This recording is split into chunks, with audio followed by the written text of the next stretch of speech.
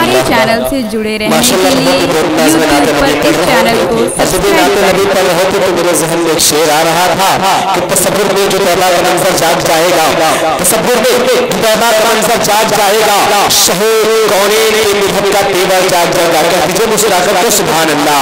जरा कभी कभी आप लोग बोला करें कि मिजाज से वक्त का मौसम बदलने लगता है, मिजाज से वक्त का मौसम बदलने लगता है, अंधेरा काट कर सूरज निकलने लगता है, मिजाज से वक्त का मौसम बदलने लगता है, अंधेरा काट कर सूरज निकलने लगता है।